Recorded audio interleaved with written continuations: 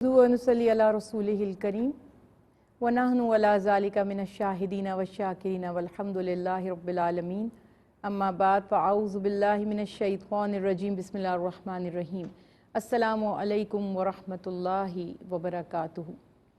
नाज़रीन, एक बहुत प्यारा वस्फ़ जिसकी ताकीद हमारे दीन में बारहा की गई और आज हमारे माशरे को उसकी ज़रूरत पहले की बनिस्बत बहुत ज़्यादा है, और वो है बाहमी हमदर्दी और अख़ुवत, यानी भाईचारा, इत्तेफाक, इत्तेहाद।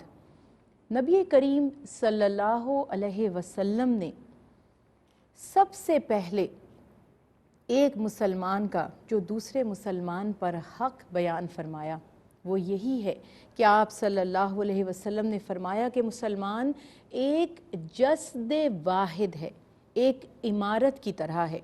कुरान पाक में जो बाहमी मुसलमानों का आपस का ताल्लुक़ है उसके बारे में अल्लाह ताला इरशाद फरमाता है, इन्नमल मुमिनूना अख़वात, कि जो मोमिन हैं वो आपस में भाई भाई हैं। सबसे ज़्यादा अहम बात इस वक्त ये है कि आज इस माशरे में जो इस्लामी माशरा कहलाता है, क्या मुसलमानों का बाहम ताल्लुक़ ऐसा है? अफसोस के साथ कहना ये पड़ता है कि वो दीन, वो मज़हब जिसने एक दूसरे की जानों के दुश्मनों को, एक दूसरे के खून के प्यासों को इस तरह मोहब्बत और अख़ुवत के रिश्ते में बांध दिया कि वो एक दूसरे पर बग़ैर किसी खूनी रिश्ते के जान कुर्बान करने के लिए तैयार हो गए। और आज मौजूदा दौर में हमें नज़र ये आ रहा है कि भाई भाई का दुश्मन बन चुका है, यानी सगे भाई एक दूसरे से दूर हो रहे हैं। माल का फितना इतना गालिब आ चुका है, जायदाद के हिस्से इतने ज़्यादा अहम हो चुके हैं कि खून के रिश्तों में मोहब्बत के बजाय मुकाबला बाजी, नफ़रतें और तासुब पैदा हो चुका है। सबसे अहम बात यह है कि हमें अपनी इस खोई हुई शनाख्त को वापस हासिल करना पड़ेगा।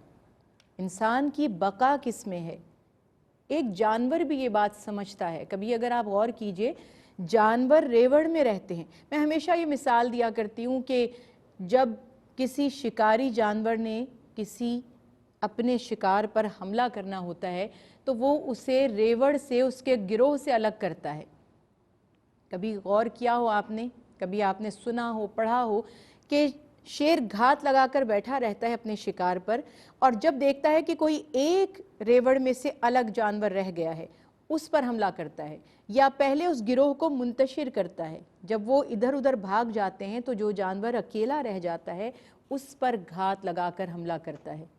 हैरत है कि एक जानवर में इतनी समझ है, एक जानवर में इतना शऊर है कि वो जानता है कि मैं यूनिटी में रहूँगा, अगर मैं गिरोह में रहूँगा, अगर मैं अपने ग्रुप में रहूँगा तो मैं महफूज रहूँगा। और इंसान इस बात से गाफिल हो गया, शैतान ने उसे गाफिल कर दिया, भाई भाई को एक दूसरे के मुकाबले पर खड़ा कर दिया। ज़रा दीन पर गौर कीजिए, तालीमाते नबवी सल्लल्लाहु अलैहि वसल्लम पर गौर कीजिए, अपनी असल, अपनी बुनियाद पर गौर करें।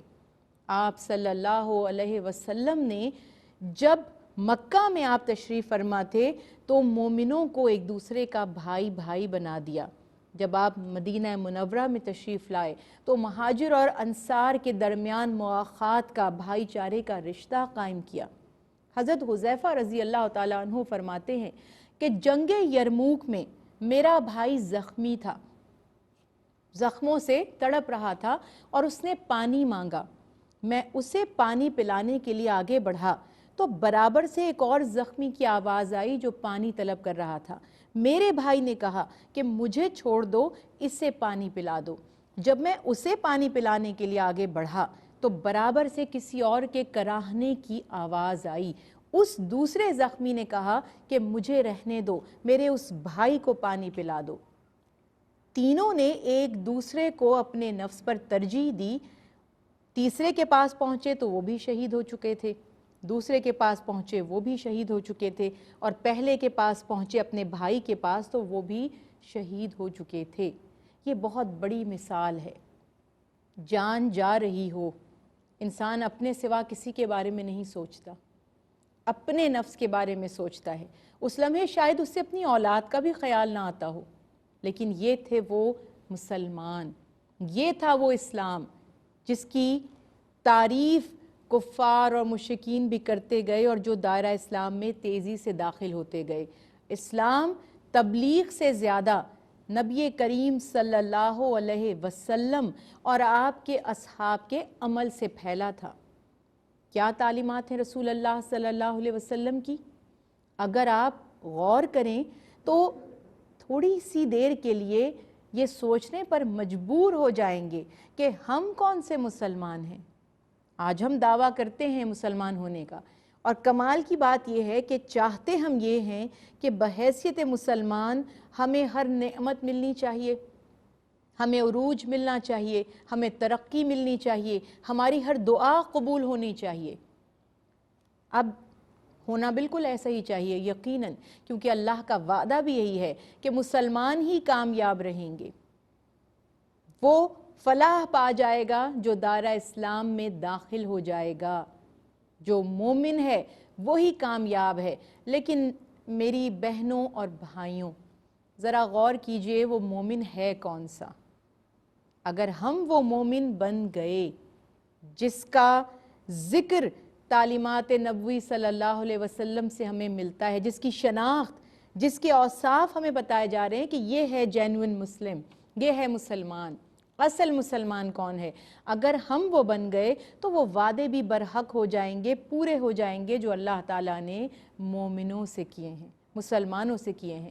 رسول اللہ صلی اللہ علیہ وسلم کی پیاری حدیث مبارکہ، آپ صلی اللہ علیہ وسلم فرماتے ہیں مسلمان مسلمان کا بھائی ہے، نہ اس سے خیانت کرتا ہے، نہ جھوٹ بولتا ہے، نہ اسے کسی مصیبت میں تنہا چھوڑتا ہے، یعنی اپنے مسلمان بھائی کی ہر حال میں مدد کرتا ہے، اسے رسوا نہیں کرتا۔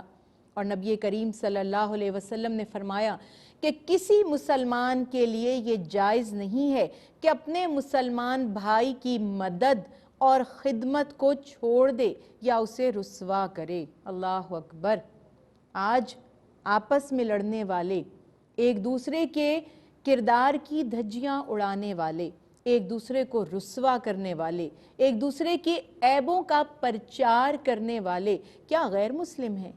کیا غیر مسلم ہیں جو ہماری زندگی کو مشکل میں ڈال رہے ہیں، ہمیں رسوا کر رہے ہیں، ہمارے لیے مشکلوں کے، مصیبتوں کے پہاڑ کھڑے کر رہے ہیں، ہمارا مذاق اڑا رہے ہیں، ایک دوسرے کی دل آزاری کر رہے ہیں، ایک دوسرے کا حق مار رہے ہیں، جائیدادوں پر غاصبانہ قبضہ کر کے بیٹھے ہیں، جس کے ہاتھ میں جو مال آ جاتا ہے وہ کسی اور حقدار کو دینا نہیں چاہتا۔ کہنے کی بات یہ ہے کہ ہم سب مسلمان ہی ہیں، مگر غفلت کا پردہ پڑ چکا ہے، شیطان جیت رہا ہے، کامیاب ہو رہا ہے ہمیں اکسانے میں، ہمیں بہکانے میں۔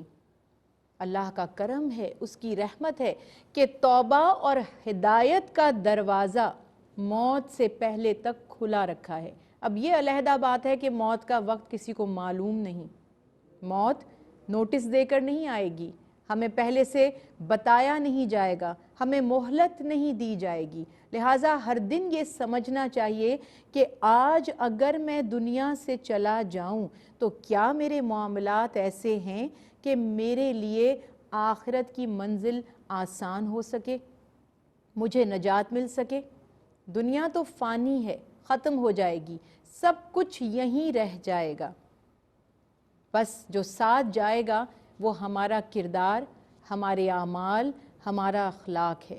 اس بات کا ہم نے احساس کرنا ہے اور خیال رکھنا ہے، اور جب بندہ دوسرے سے محبت کا معاملہ رکھے، اپنے مسلمان بھائیوں کو اس طرح سمجھے جیسے خود اپنے لیے سمجھتا ہے، تو زندگی آسان ہو جاتی ہے، کبھی کسی سے زیادتی نہیں کر پاتا۔